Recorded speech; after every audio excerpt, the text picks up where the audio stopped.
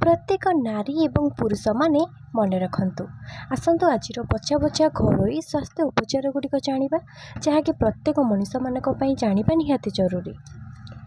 जदि आपण दांत दुर्बल कि दुर्बल हो जाउछि तेबे आपण लिंब दांत काठी रे दांत घसंतु। एमिति करिबा द्वारा दांत मजबूत होता है एवं ता सहित दांतर सबु बैक्टेरिया नष्ट हो जाइथांती। नेक्स्ट, देसी अंडा को मुल्तानी माटी रे मिसाई कि चेहरा रे लगाई अध घंटा पर धोई दियंतु। एहा द्वारा चेहरार कुंचन और कला दाग आदि दूर होता है। नेक्स्ट, जदि मुंडबिंधा हेउथाए तेबे आपण गोटे फाड़ लेंबू को निज कपाल रे घसंतु जहा फल रे मुंडबिंधारू मुक्ति मिलता है। नेक्स्ट, मने रखंतु अधिक तेलयुक्त खाद्य सेवन करने कथा नुहे। यह द्वारा गला इन्फेक्शन होता है ता सहित शरीर में बहुत सारा रोग देखा देता है। नेक्स्ट, तुलसी पत्र और लिंब पत्र को गोटे ग्लास पानी देकी किछि समय पर्यंत फुटांतु एवं तापरे सही पानी को छाणिकी ताकू ठंडा करिकी सही पानी रे मुंड धोइले मुंडरू सबु रूपी दूरे जाइथांती।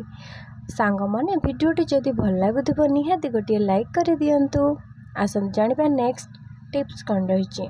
मेथी दाना सेवन करने द्वारा कफ हेबा भली बीमारी एवं छाती समस्या आदि किछि होई न थाए। नेक्स्ट, डालिंब औषध रूप में काम करि थाए।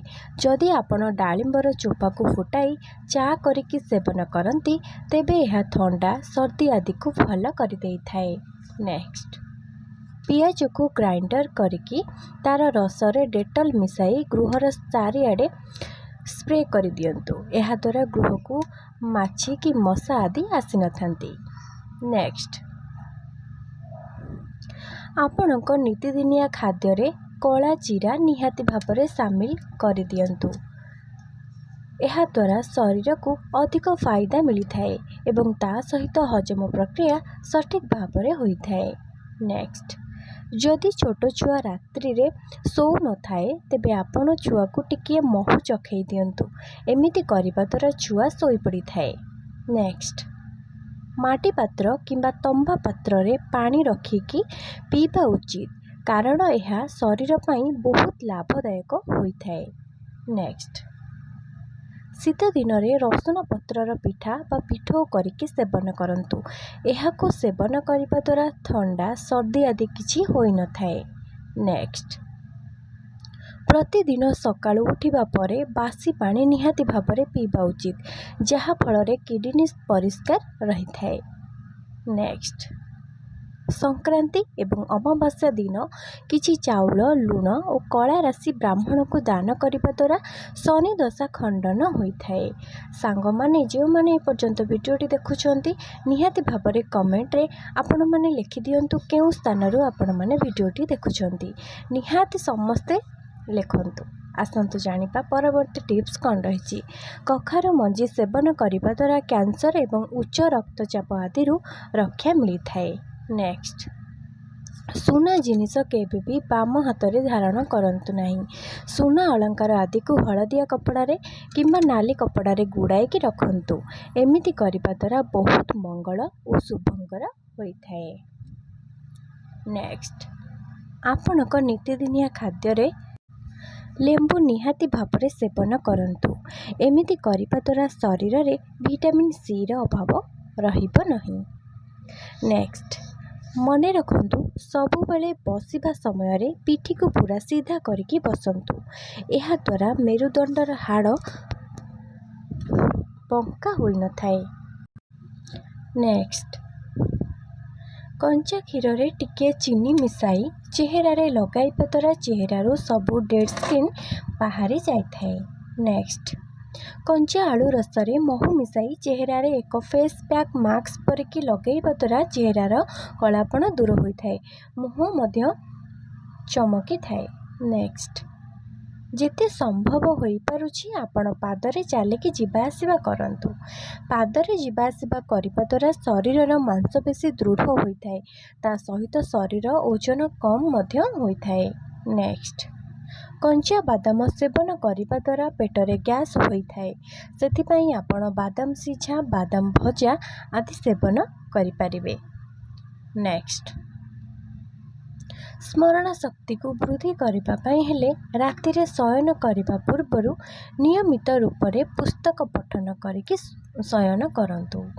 आपण जेकोसी धार्मिक पुस्तक किंबा भल शिक्षा मिलुवा पुस्तक बा नॉलेजेबल बुक पढ़ी पारे कि जीके आपण मैंने सबू पढ़ी पारे कि बिजनेस रिलेटेड किसी ज्ञान पाई आपण मैंने बही मध्य पाठ करें। यह द्वारा आपणकर स्मरण शक्ति वृद्धि होता है। शोइबा पूर्व निहाती भाव में यह कार्यटी समस्त को करवा उचित। नेक्स्ट, पुरुष मानकर यौन शक्ति को वृद्धि करने आपण कखारु मंजी, रसुण, अंडा, लिचु कोली एवं पालंग शाग आदि सेवन करंतु। नियमित एसबू सेवन कले बहुत फायदा मिलता है। नेक्स्ट, सप्ताह को थरे किंबा 2 थर निहाती भाव में कलरा सेवन करंतु। जो मानकु पिता टिके भल लगी न थाए से माने कलरा रे अल्प आलू पकेकी सेवन करि परिबे। नेक्स्ट, सकाळ उठिबा परे 2 हाथर नख को नख घसंतु। यह द्वारा केश शीघ्र वृद्धि होता है। नेक्स्ट,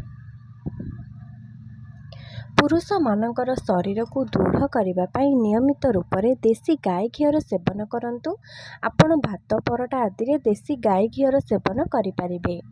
नेक्स्ट, सबुबले बसी रहीकि कार्य करने बदल में आपण ठिया होइकि अधिक समय कार्य करंतु। ठिया होइकि रोषेई करंतु, ठिया होइकि परिबा काटंतु एवं पाठ पढ़िबा समय रे मध्य आपण ठिया होइकि पढ़ी पारिबे। यह शरीर पई बहुत लाभदायक होता है। नेक्स्ट, भातर पेज को ठंडा करके ताको केशरे लगाई 30 मिनिट पर धोई दिंतु। यह द्वारा केश झड़ी न थाए बा केश धला होई न थाए। नेक्स्ट, यही कथाटी को गंठी बांधिक रखंतु कि सकाळर ब्रेकफास्ट बा जलखिया को केबे भी भूली जिबे नाही। जेमिति भी हेउ सकाळर जलखिया निहाते भावरे करिवे, कारण सकाळर जलखिया न करिले ओजन कम होई न थाए, ता बदल रे ओजन अधिक बढ़ी थाए बा मनीष पतला होई न थांती, मनीष अधिक मोटा हो जाय थाए, चर्बी लगी जाय थाए। नेक्स्ट, शरीरर ओजन कम करिबा पई आपण अधिक चीनी, लुण और मैदार सेवन करंतु नाही। ए सब अधिक खातु नहीं। यही सब सेवन करने द्वारा शीघ्र ओजन वृद्धि हो जाए। तो जो मैंने ओजन कम करने चाहते ये सब जिते कम रु कम सेवन करेंगे सेते भल अटे।